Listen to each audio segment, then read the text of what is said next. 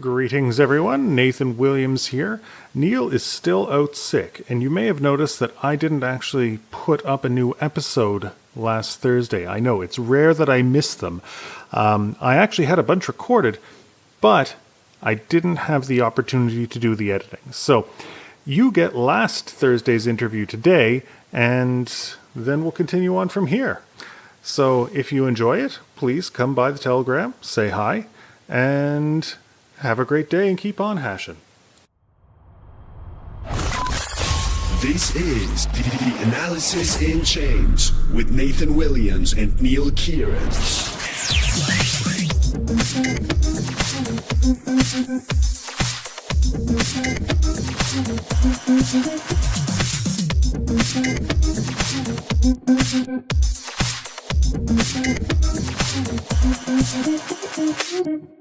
Welcome to Analysis in Chains. I'm Nathan Williams. Today we've got a special interview with the CEO of Rootstock, Diego Gutierrez Zaldivar. I hope I'm pronouncing that correctly. Is joining us today. Thank you for joining us. Rootstock is an open source smart contract platform for Bitcoin.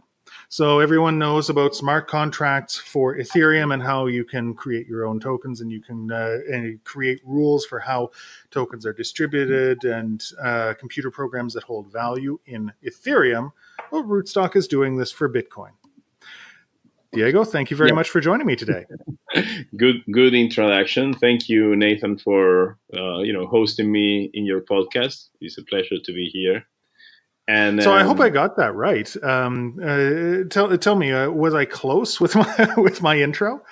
Yes, I think it's close enough. What we did is we secure smart contracts using the Bitcoin network and using the Bitcoin currency to pay for smart contract execution.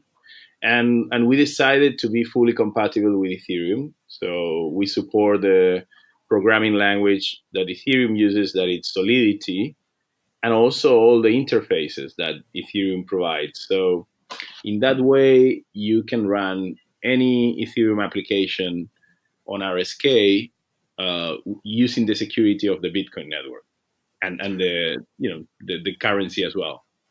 So why did you choose to run with Bitcoin for this? So why not just stick with Ethereum? What was the value add and the need in your mind when you began the project? Well, the main reason is that Bitcoin has a huge head start in terms of infrastructure, in terms of security. When we started RSK, our main goal and purpose was to enable financial inclusion. We realized, I've been in the space since 2012. I've been building grassroots movements in Latin America. So I realized that Bitcoin itself was not enough, that we needed smart contracts. We needed to represent other assets like the local currencies, because you need a bridge between the traditional economy and this crypto economy. It's not so easy to use Bitcoin directly with the unbanked.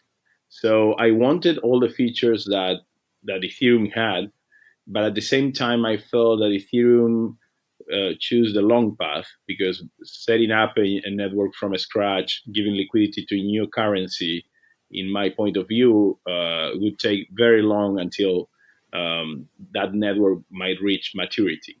So the main decision was that I wanted to enable financial inclusion, and we as a collective, all the RSK founders, we wanted to enable financial inclusion. We wanted to put also some ideas that the other co-founders, Sergio specifically, our chief scientist, had in mind in terms of how to push the boundaries of the technology forward.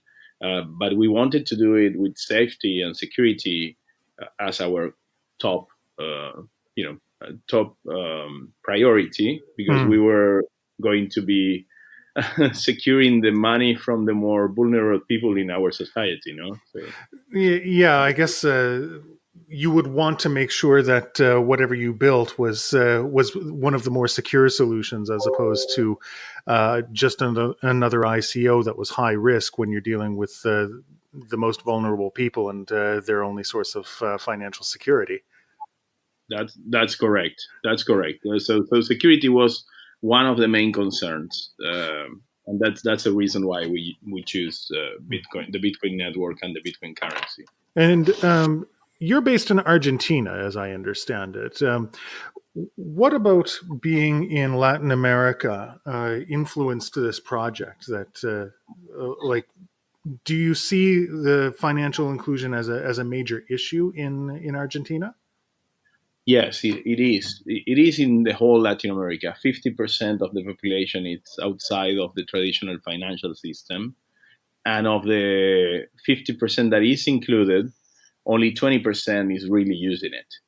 Anybody else is like in Argentina, for example, 80%. Even if they have a bank account, what they do is they withdraw the money and then they live on a cash economy for all sorts of reasons. Mostly distrust from the traditional financial system. Also, in the past, we had confiscation of our funds, like bail-ins. We had hyperinflation. So people is very aware of the turmoil and pain that bad macroeconomic decisions can bring to their lives. So that's the reality we live in. And if you go to places like Venezuela, that's extreme. Is Mm. Argentina like Switzerland compared to that? Didn't Argentina go through a financial collapse a number of years ago? I do remember. In 2001, that was exactly the bail-in I mentioned before. The bail-ins in Cyprus and Greece. The first bail-in was in where basically all the funds were confiscated. Then the parity with dollar was reduced by one no 3/4, and then then the people got the money back almost a year later. And when I'm saying all the money in the banks, I'm saying like the savings accounts of retirees. It was terrible. It was devastating for everybody One of because the it was not. Yeah. Oh, sorry, I didn't mean to No, interrupt. no, no, no. Go ahead. Go ahead. I was just remembering, and it was so bad. You could see the sadness of the people in the streets was terrible. So. Hmm.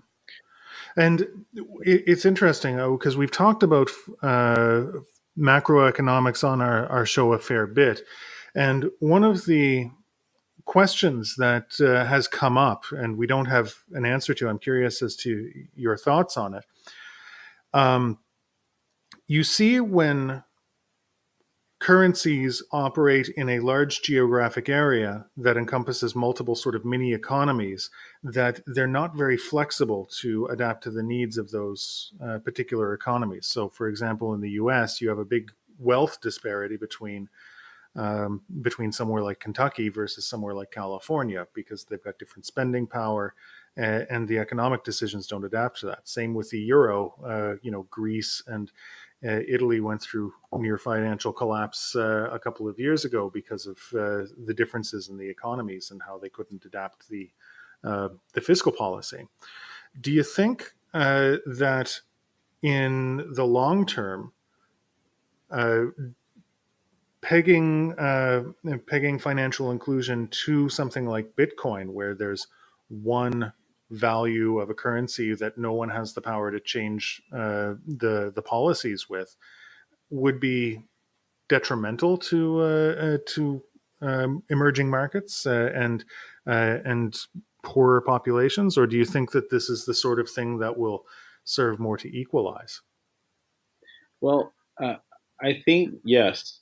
I I think in my point of view, I think currencies like community currencies, I would go the other way. I think cryptocurrencies are giving us the opportunity to have community currencies to give the power of currency back to the people.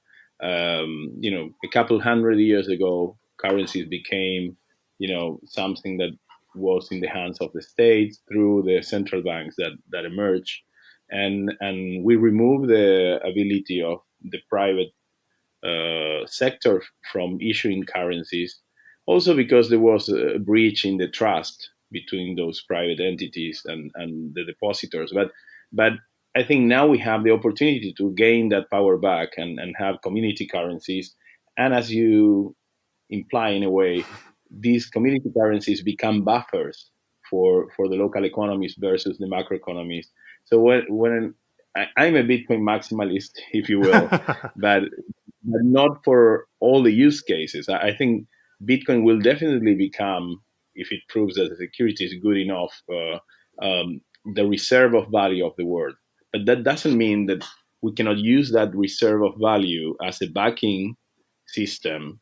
And that was, the first use case that we wanted to enable with RSK. That is using Bitcoin kind of like a gold standard where you can create a peso or a stable asset that is stable in the short term, even if it loses value in the long term, and over collateralize it with Bitcoin. So then you have the best of both worlds because you have a reserve of value that is non political, that is reliable because it's based on mathematics. And then you have a stable currency that follows the local economy, that acts as a buffer, but that has full backing on something you can trust. So I think, on the contrary, I see Bitcoin as the core, as the heart of this new, how I call it, Internet of Value. But I think the other tools are still very useful.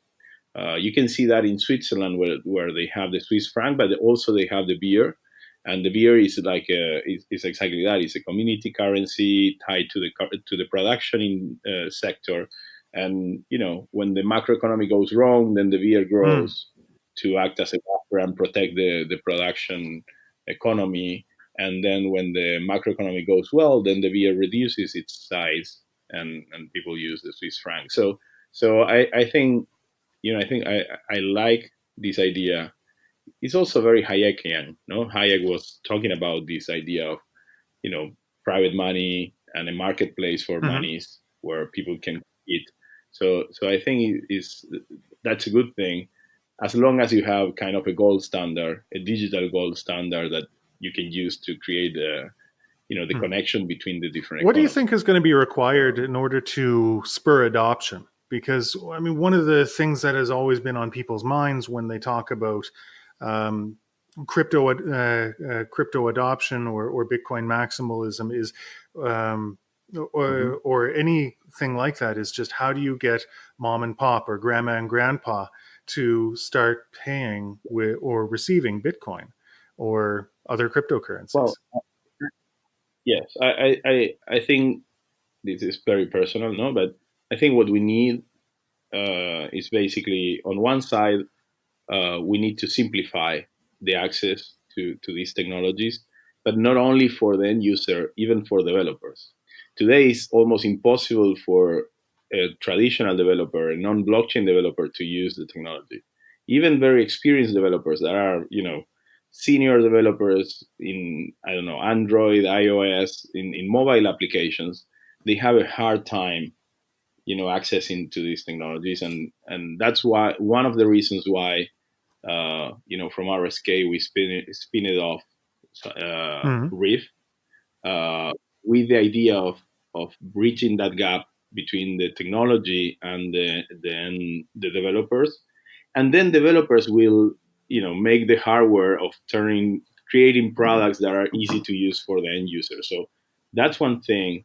The other thing that I mentioned already is we need to have digital versions of the local currencies, because you need to create a transitional, like a bridge between what people know today and what's the future. So you need to take what they know that is a local currency and create a representation in this new platform.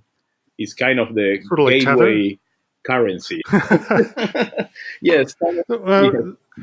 So yes, it's like Tether, but Tether has a problem that it has a counterparty risk. You're trusting somebody holding the USDs in a bank account. So there's a point, like we go to a point of centralization. We are trying to minimize trust. And then in that model, you go back to increasing trust in third parties. That's why I was talking about this model where you have a smart contract holding smart Bitcoins in the case of RSK.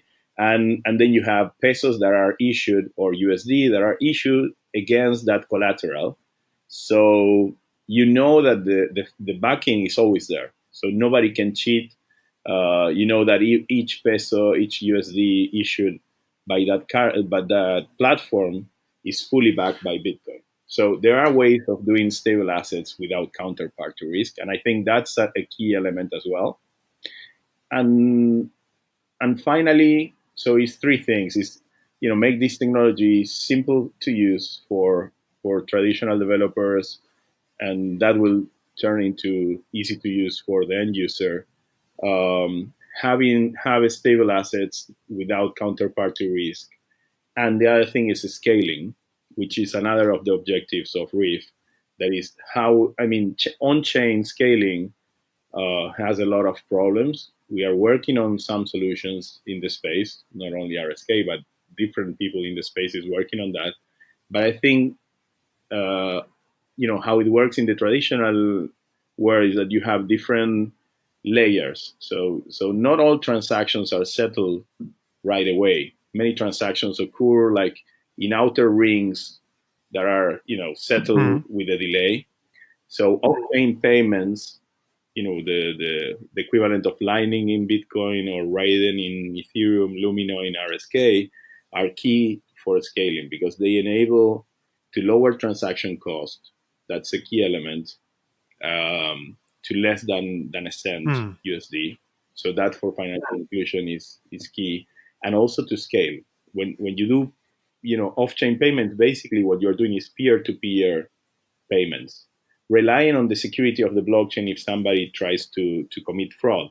But otherwise, you are doing peer-to-peer payments. So that scales infinitely, almost without cost, because it's information. You don't need the validation, the settlement that blockchains offer all the time, only to adjust set balances now and then. There's a lot in there, Diego. I think you're right on that. The more developers come into the space, the more tools get developed, and you're absolutely right. We've seen this with every crypto boom period that people get excited. More developers say, okay, I'm going to make a career in blockchain. We get new and interesting tools that are built for scalability, for usability. And I think that you're probably right that is going to eventually spur more user-friendly applications. I am curious about how you imagine a smart contract that would issue fiat currency equivalents without a counterparty risk. Like if I have a Bitcoin, if I put a Bitcoin, for example, into a smart contract and it's worth 3,000 US dollars today, and it's worth 2,000 tomorrow, how many does the amount of US dollars I can exchange it for change? It seems like someone in this system is taking on a currency or a volatility risk. And the question is, should it be the smart contract? Should it be the issuer, or should it be grandma and grandpa who put in the money at the beginning? well, if you want this to be like widespread and reach to everybody, definitely is not grandma and grandma that needs. So that we can rule that out. So basically what you do is you take the historical volatility. I will simplify the model, but you take the historical volatility of the backing asset. So you say, okay, I know Bitcoin in the worst scenario lost 90% of its value from the peak to bottom over a long period of time. So you over collateralize in that proportion. So you, instead of putting a 1-to-1 peg, what you do is you put 10 times as much Bitcoins as you want to issue in the stable asset. And for long-term holders of Bitcoin, that's not a problem because they are long-term holders. And that enables them to get kind of a loan on the Bitcoins in fiat loans. Yes. So for them, it's instant liquidity. And then you can add other things, like, for example, they can charge, like for every transaction they enable, with their USD, they can get I don't know, a fraction, 1 per mil of the transaction goes to them. Gotcha. So it's basically over collateralized Bitcoin loans would be the way of doing that. So I put in a Bitcoin. I know I'm going to get my Bitcoin back, but in the meantime, I get a loan of say 10% of the value of the Bitcoin that I can play with, and Exactly. And you can sterilize at any time. You can go to the market and buy back your USDs and get back your Bitcoins, no? As long as there's enough coverage. I have a question for you that comes from our Telegram group. I announced to people in our Telegram that we were going to be interviewing you. And one of our listeners named Alan asks, smart contracts are good in theory, but the question is anyone truly using them yet at any serious commercial level? And is there a risk that they're developing that you, as Rootstock, are developing solutions that are a little bit ahead of your time? So the question is, if we are on the right time for these technologies. Are you before the wave? Are you at the wave? Has the wave crashed? I wish I knew. I wish I knew. I think if anyone knew that, they would probably be wealthy at this point, right? Yeah, exactly. That would be like doing the Back to the Future thing, where you go and play to win the jackpot with the newspaper of the future. No, but basically, I think nobody knows. But if you think it makes sense, I mean, I've been part of the .com revolution, and in 1995 I set up the website for the main newspaper in Argentina. So I lived the whole thing, the boom and bust. And our vision back then was right. I think it only took 10 years more to develop, to become a reality, but the vision was right. We were wrong on the timing, because we thought this was going to explode in 2000, and it exploded, but in the opposite direction. Well, it did explode. There you go. But yeah, it imploded. But I think with this is the same. This is a marathon. It's not a sprint. So the way I manage this is, I have a vision, and of course it's a shared vision with the co-founders of RSK Reef. And so what we will do is we build brick by brick. We go putting the pieces in place, and also we go testing that with people who wants to do real things, like things that have impact in the society, that solve the problem from the society now. And then based on that, we iterate and correct. It's like, when we started, I started going to the slums in Buenos Aires in 2015 because I wanted to use these technologies to solve the financial inclusion problem. And at the beginning, we were inviting entrepreneurs to sell dumplings in our meetups in Bitcoin. And that was crazy. It was like, for them, it was like an alien ship came and told them, use this thing for payment. And then we learned from that. We say, okay, no, if we want to bring these people in, we need to first have kind of a digital peso. So that was one of the learning processes. There were also positive things that we realized that by giving them access to better markets, like only walking 15 blocks for them was equivalent to increasing their profit by 5 times or 6 times.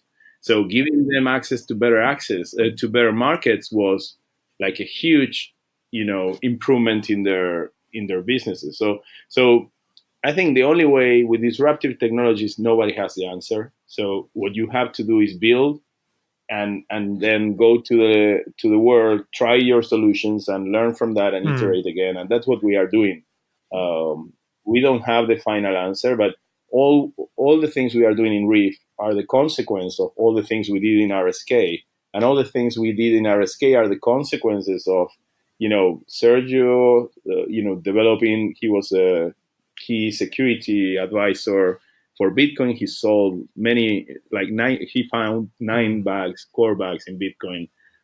And myself, I was working in Latin America, building grassroots movements. So all that experience, end up becoming, and the other partners that were working with us. So all that experience brought RSK, and from the RSK experience, Reef emerged, and so on. It's like, in each iteration, we learn about the problem more, we learn about the technology more, and we define the future of the roadmap. So it's I would say if somebody says that they have the solutions and that the technology is ready now, I mean, it will be ready when it's ready. And this is actually one of the big challenges, is that everyone knows it's going to be disruptive. Everyone is racing to bring commercial uses of blockchain, but it's actually quite a challenge to get something enterprise ready, because just the state of the technology is in. Like, crypto is built to be slow. Yes. The slowness is the security, and it's not necessarily easy to resolve that. Yes, I think, well, that's why I was mentioning off-chain solutions. Yeah. Off-chain solutions, how I put them so it's easy to understand for anybody, is that, if you, smart contracts are like a legal contract, no, an agreement or a social contract, if you will. It's the same, but it's programmed on a computer language, and is run by a decentralized network. But the same happens in our society. If you enter a store and you buy something, there's an implicit agreement that when you go out, you will pay. And so nobody is signing a contract every time they enter a store to say, I will pay for everything I will get. So I will grab. So that's like an implicit contract. As long as you fulfill that contract, nobody's calling the police. But if you try to avoid paying, then the police is coming. And that's very costly for the system. Well, this is the same. It's like, if you have an implicit agreement to fulfill certain rules, you can do it on peer-to-peer basis without signing a contract every time. So we can do those interactions between you and me. But if we have the certainty that if you try to cheat on me or I try to cheat on you, we can go to the smart contract, the on-chain smart contract, and enforce the rules. And that's 100% accurate and unavoidable. Then we are not going to cheat at all. So then we can have peer-to-peer interactions with no cost, but with the security of the blockchain. So that's the way we scale blockchains. We create a multiplier of the blockchain scalability. So if blockchains can do 100 transactions on-chain, maybe we can do 100 transactions off-chain and only settle every 100 transactions. That means 50 times scaling. Like the Lightning Network is doing, for example. Exactly. But now we can do, there's one concept, is very technical, that is counterfactual state channels, that enables you to do this with complex logic, not only with payments.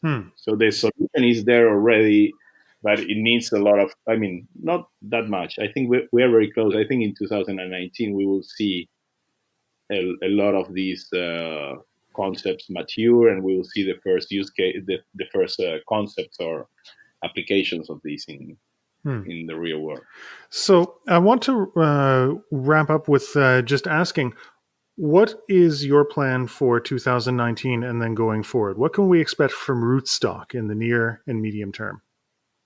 Well, as you know, we just merged with Reef. That was the spin-off for off-chain services. So we are internally in a process of merging the two organizations and growing. And now, like, the full stack will be developed jointly, and the adoption use cases. So our focus will be 100% on adoption. We have very interesting use cases. Some,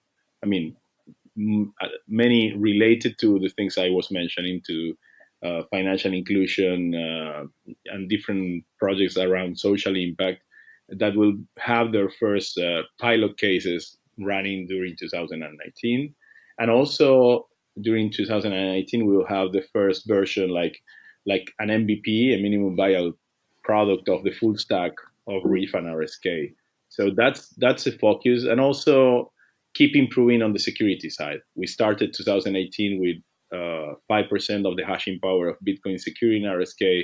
We ended up 2018 with 40% of the hashing power of Bitcoin secure in RSK. So our goal is to go as far as possible, as close as the 100% of the Bitcoin network, protecting both Bitcoin and RSK. And I think if we end up, 2019 with all those three things, use cases that have real impact in our society, a proof of concept of the full stack of Reef and RSK, and a very secure network, as close as possible to the Bitcoin network, then I think I will be more than happy. That's pretty ambitious, but it's exciting to hear. All right, last thing before we go.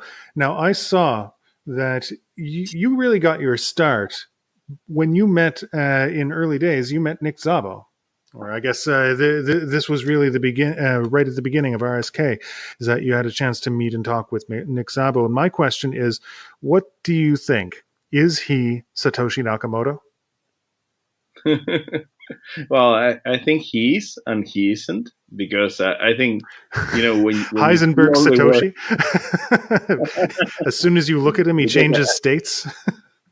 Exactly, because when you see all the knowledge he has about and the way of thinking, he made me rethink a lot of things, about the space. When I met him, I was already into the space for 2 years, working in Latin America and creating meetups and communities and everything. And that's partly the reason why he wanted to meet. I think he wanted to know about how Latin America look and how these technologies could impact in Latin America. So I was sharing that. And that's what triggered, in a way, the conversation about building RSK. So I think if you look at all the knowledge he created over the years and he's definitely into Bitcoin. I mean, whether he is part of the Satoshi group or not, he is part of it. I mean, yeah, definitely whoever did it took a lot of ideas from him, a lot of experiences from him, because he was not only on the theoretical side. He tried. It's the same with Adam Back. You look at all the things he did before Bitcoin, and they are definitely part. So at the end, I consider them Satoshi, not because they are materially part of the team, but because Bitcoin couldn't exist with all those attempts, those previous attempts that go back to the early 90s. So. Yeah, it's very true. In a way, Satoshi is as much the spirit of the white paper as it is the person or group who wrote it. That's correct. So thank you very much for coming on the show. Diego Gutierrez Zaldivar is the CEO of Rootstock. They're doing open source smart contracts that are pegged to Bitcoin. And it was very exciting and a pleasure to have you on the show. My pleasure. Thank you very much for having me here.